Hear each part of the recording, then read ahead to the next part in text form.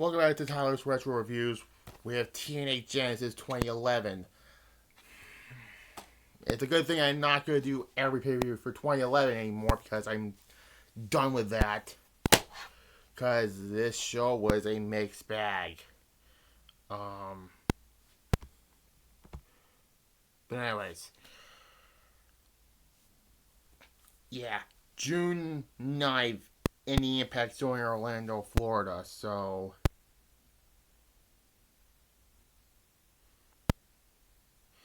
basically, if you saw my entire 2010 reviews, it was a fucking chore to get through.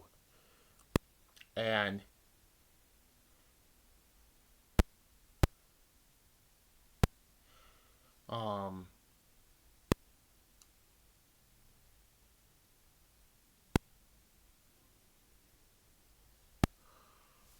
so like I mentioned before, the failed Monday Night Wars. I mentioned that in my Wrestling Dumpster Fires. Pistomania. Again, if you saw my Wrestling Dumpster Fires, you'll know how much that was stupid. And Immortal, which is we're continuing that storyline, sort of. But yeah. Yeah. Let's get into this pay-per-view, basically.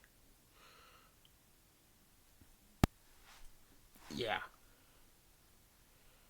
First off, we have first match for the TNA X Division Championship. Kazarian defeats Jay Lethal to win the X Division Championship in a pretty good opening contest. After a lot of hell with the X Division went through, this was a good match. Like 7.5, so yeah. And this whole show that, well, Immortal wants to control every championship. I say quotation mark because that did not happen at the end, sort of. Because basically Fortune have the two belts, but one member of Immortal has one of the belts, so yeah. Because they're two different factions. Whatever. And yeah.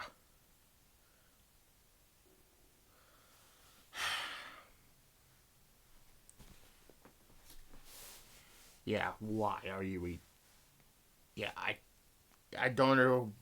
I don't get why Fortune is part of the Immortal group, but we'll get to that towards the end. Anyways, next time is for the Knockout Championship.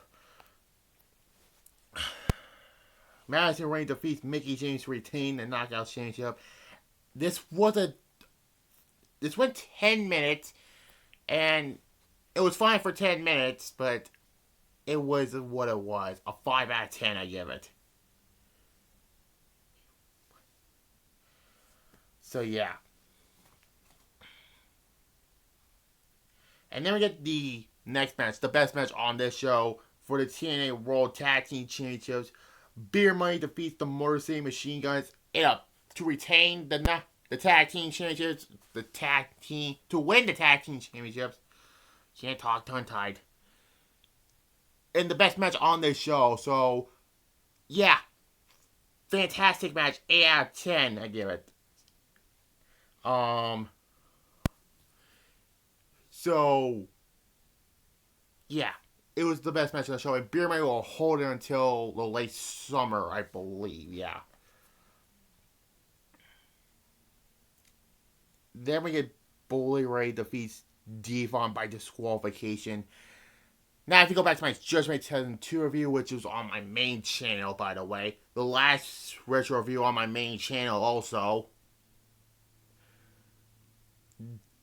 I did not like the they did with the draft where they split Bubba and Devon away from each other. This one had a legitimate reason, because right after Turning Point, Brother Ray turns on Brother Devon, and Brother Ray becomes Bully Ray. And it revived his career, basically, and this match was more of a segment than a match. a 3. I'm gonna give it, but yeah, afterwards they kept fighting, and then $2 Security and Simon Diamond D'Lo Brown tried to stop them, and more referees come in, and Bully Ray just hit Devon in the Family Jewels, and that was how the show ends. The match ends, or sort of. Then we get the next match for the television championship. This was originally supposed to be AJ Styles versus Douglas Williams, but I believe AJ Styles was hurt at this point, and you could tell AJ Styles was frustrated at this on this show because this was the beginning of Fortune turning on Immortal. We'll get to that after the show. So in AJ's plays is Abyss. And Abyss defeats Douglas Williams to win the television championship. This was meh. AJ Styles interfered in this match, and that's how it ended.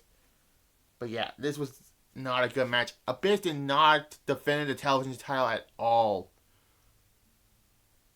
So what was the reason behind it? And oh yeah, also later this, I believe it was right after Sacrifice, Abyss won the X Division Championship, so it made him the second Grand Slam champion in TNA. But yeah, a not good match. I give it a 2. Anyways, then after this, Rob Van Dam wants fight Jeff Hardy, but instead he gets Matt Hardy instead. That was their newest member of Immortal. So Matt Hardy defeats Rob Van Dam in a decent match. Yeah, I give it a 6.5 out of 10. But this first one did not end well because real life issues.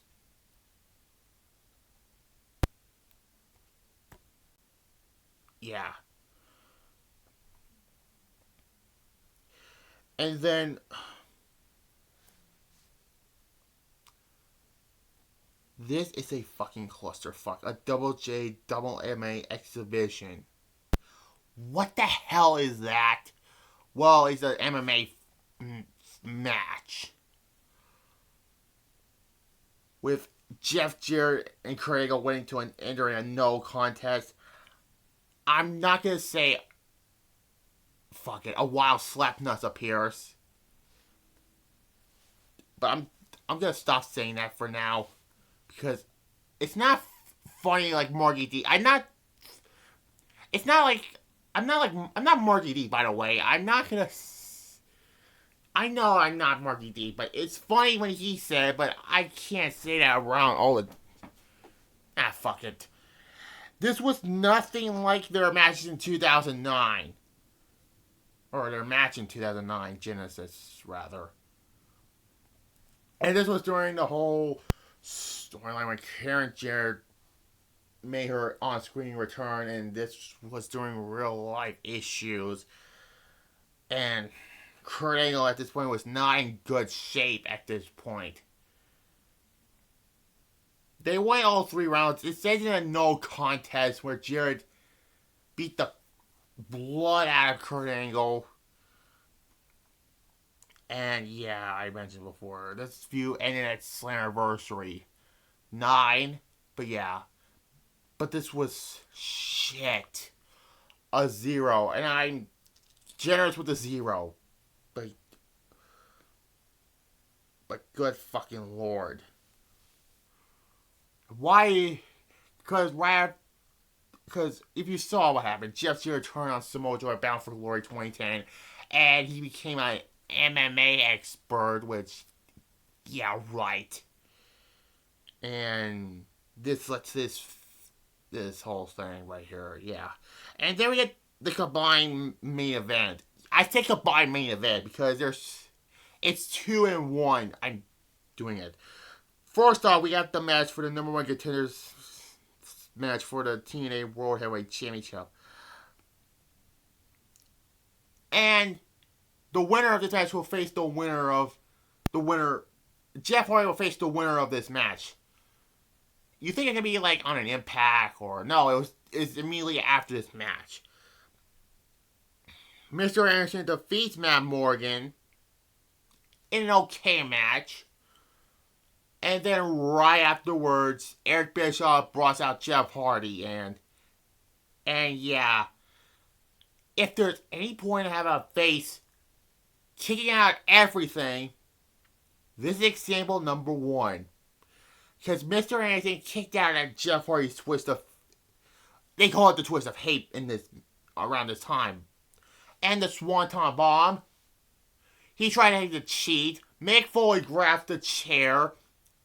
This might be one of Mick Foley's last appearances.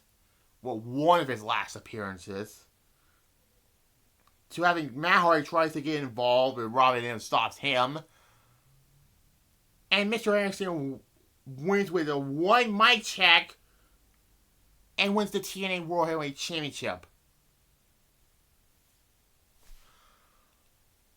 And my pet peeve is number one contenders matches. I don't like number one contenders matches to have a number one contender for any title. And the reason why in modern wrestling, it's fucking multi-man matches. Whether it's gauntlet matches or like triple threats, fatal four ways, six-pack fuckeries, and that.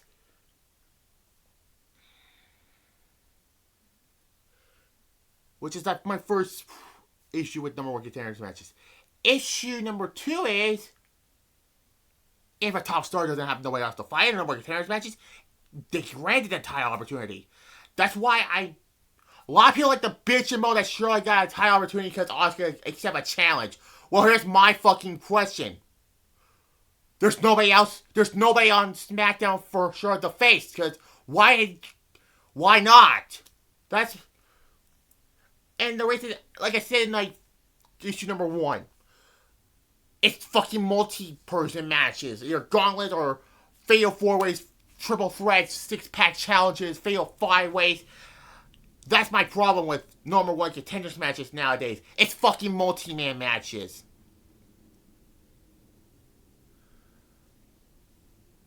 They don't do number one contender matches with one-on-one matches no more. In modern wrestling, that is.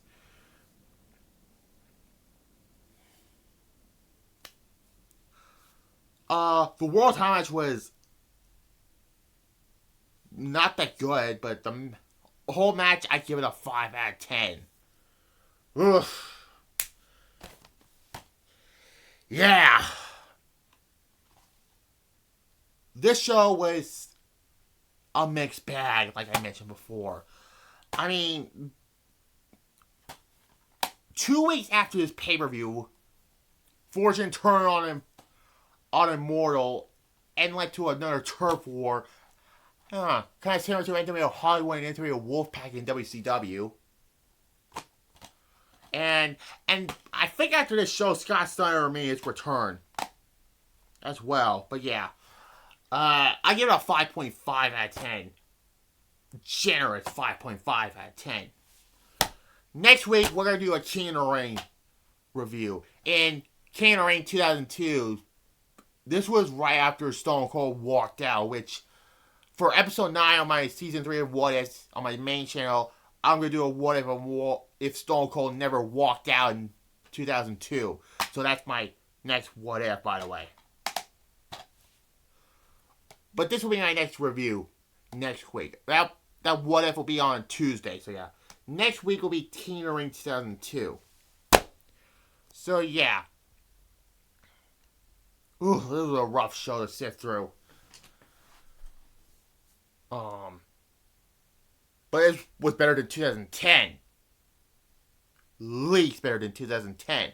So yeah, my next week, like I mentioned before, King of the Ring 2002, where Brock Lesnar won. Spoiler on the back. Well, not really a spoiler on the back, but yeah. Like this, comment if you're new to this channel and my secondary channel, subscribe to both, and bye.